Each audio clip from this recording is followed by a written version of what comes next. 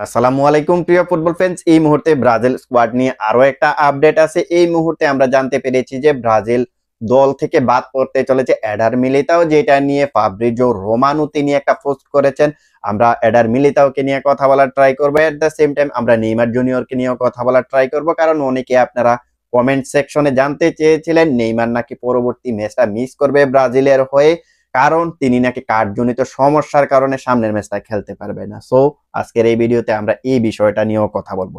প্রথমত আমরা Eder Militao এর দিকে আসি। দেখুন, এডার মিলিতাও এইখান থেকে প্রায় 2024 সালে যখন কোপা আমেরিকাটা হয়েছিল, ওইখানে কিন্তু ব্রাজিলের হয়ে সর্বশেষ ম্যাচ খেলেছিলেন। এখানে প্রায় এক বছর তিনি এখনো পর্যন্ত এক বছরের মতো তিনি ব্রাজিল টিমের বাহিরে রয়েছেন। এখন এসিএল ইনজুরি থেকে ব্যাক করেছেন। এখন তিনি ব্রাজিল স্কোয়াডের মেইন স্কোয়াডে আসার একেবারে কাছাকাছি আছে। বাট আমরা সর্বশেষ যে আপডেটটা পেয়েছিলাম গ্লোবো স্পোর্টস থেকে, তারা কিন্তু জানিয়েছে রিয়াল মাদ্রিদ থেকে দুইটা প্লেয়ারকে এই মুহূর্তে বিবেচনা করতেছে কার্লো আনচেলত্তি, যাদেরকে প্রাথমিক স্কোয়াডে রেখেছে। একজন হচ্ছে রদ্রিগো, আরেকজন হচ্ছে এডার মিলিতাও, আর ভিনিসিয়াস জুনিয়রকে স্কোয়াডের বাইরে রাখার সিদ্ধান্ত তিনি নিয়েছেন।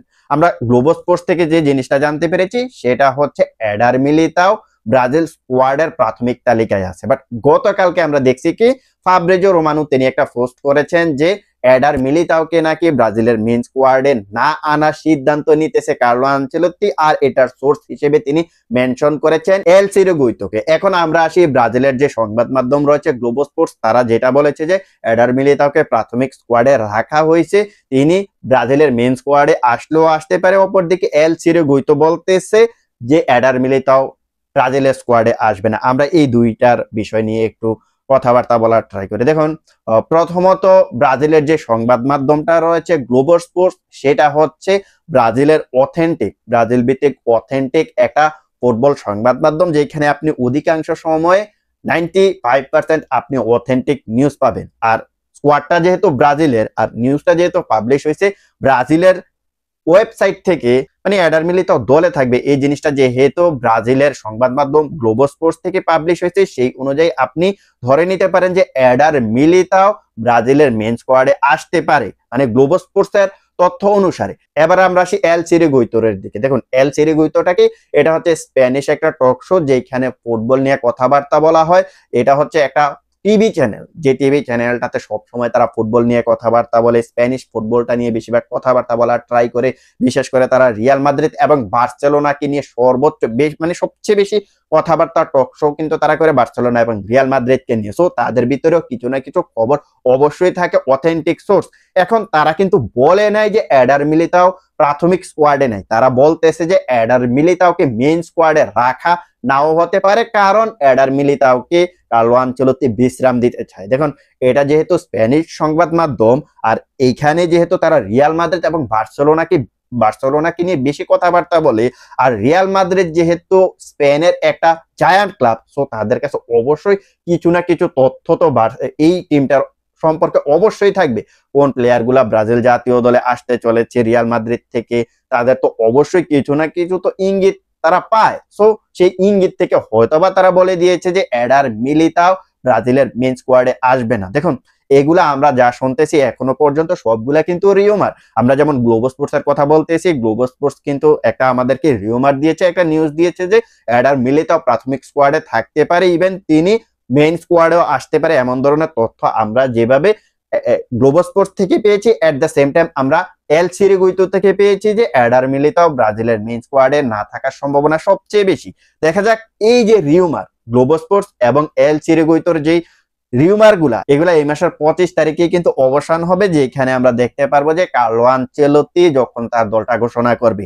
এক্স্যাক্টলি কিন্তু আমরা কেউ বলতে পারি না, শিওর দিয়ে কেউ বলতে পারি না যে কোন 23 জন প্লেয়ার থাকবে, আর ওই 23 জন প্লেয়ারের ভিতরে এডার মিলিতাও থাকবে কি থাকবে না, এগুলা কিন্তু আমরা শিওর দিয়ে বলতে পারি না। এটা হচ্ছে এডার মিলিতাও এর আপডেট। এবার আমরা আসি নেইমার জুনিয়রের দিকে। আপনারা অনেকেই কমেন্ট সেকশনে জানতে চেয়েছিলেন যে নেইমার নাকি পরবর্তী ম্যাচটা ব্রাজিলের হয়ে মিস করবে, কারণ তার একটা কার্ডজনিত সমস্যার কারণে তিনি ব্রাজিল স্কোয়াড থেকে প্রথম ম্যাচ থেকে ছিটকে যাবেন। দেখুন, আপনাকে প্রথমত দেখতে হবে নেইমার জুনিয়র কয়টা কার্ড কনসিড করছে, কারণ কার্ড কনসিড করার উপরেই কিন্তু প্লেয়ারদেরকে নিষিদ্ধ করা হয়। আপনি যদি ফিফার নিয়ম অনুযায়ী হিসাব করেন তাহলে দেখতে পারবেন যে ফিফার নিয়ম অনুযায়ী কোনো একটা প্লেয়ার যদি সর্বশেষ 4টা ম্যাচের মধ্যে 2টা ইয়েলো কার্ড দেখে তাহলে তাকে পরবর্তী ম্যাচটা নিষিদ্ধ করা হয়, অথবা রেড কার্ড পাইলে তো পরবর্তীতে নিষিদ্ধ করা হয় 1 ম্যাচের জন্য, এটা আপনারা সবাই জানেন। আবার এখানে ফিফার আরো একটা রুলস আছে, যদি কোনো একটা ফুটবলার ফিফা বিশ্বকাপের কোয়ালিফায়ার্স এর ম্যাচে 2টা ইয়েলো কার্ড দেখে, সেটা হতে পারে আপনার 10 ম্যাচে, সেটা হতে পারে 2 ম্যাচে, সেটা হতে পারে 1 ম্যাচে, সেটা হতে পারে 4 ম্যাচে, যদি কেউ ইয়েলো কার্ড কনসিড করে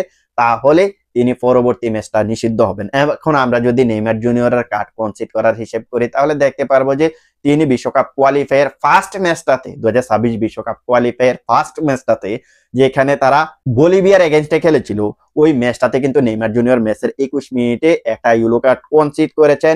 ওই ম্যাচটাতে কিন্তু নেইমার জুনিয়র জোড়া গোল এবং একটা অ্যাসিস্টও করেছেন, যেই ম্যাচটা 5-1 গোলে ব্রাজিল জিতে নিয়েছিল। ওই ম্যাচটাতে নেইমার জুনিয়র 21 মিনিটে একটা কার্ড কনসিড করছে। পরবর্তীতে ওই ম্যাচটার পরে নেইমার জুনিয়র আরো 3-3টা ম্যাচ খেলেছে, যেখানে একটা ম্যাচও তিনি ইয়েলো কার্ড দেখে নাই।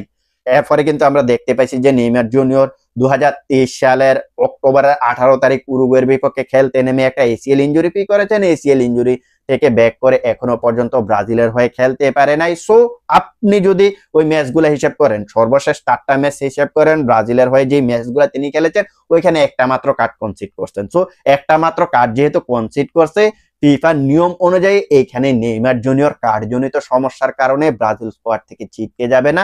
এটা একেবারে অফিসিয়ালি নিউজ আপনি ধরে নিতে পারেন, কারণ ফিফার নিয়ম অনুযায়ী কিন্তু আমি আপনাদেরকে সম্পূর্ণ বিষয়টা একটু ক্লিয়ার করে দিয়েছি। এখন যারা যারা বলতেছে যে নেইমার জুনিয়র কার্ডজনিত সমস্যার কারণে পরবর্তী ম্যাচটা খেলতে পারবে না, এটা হচ্ছে ভুয়া নিউজ ভাই। ভিনিসিয়াস জুনিয়র কার্ডজনিত সমস্যার কারণে পরবর্তী ম্যাচটা খেলতে পারবেন না, এটা আপনারা সবাই জানেন, বাট নেইমার জুনিয়র না। নেইমার জুনিয়রকে যদি স্কোয়াডে রাখা হয় তাহলে তিনি পরবর্তী ম্যাচটা চিলির যে বিপক্ষে যে ম্যাচটা রয়েছে ওই ম্যাচটা তিনি খেলতে পারবেন। সো দেখা যাক শেষ পর্যন্ত নেইমার জুনিয়রকে মেইন স্কোয়াডে রাখে কি রাখে না, সেটার জন্য কিন্তু এখন আমাদেরকে ওয়েট করতে হবে। আর ব্রাজিল সম্পর্কে এমন এমন আপডেট পেতে চাইলে চ্যানেলটা সাবস্ক্রাইব করে রাখতে পারেন, সেই সাথে ফেসবুক থেকে দেখে থাকলে ফলো করে দিতে পারেন।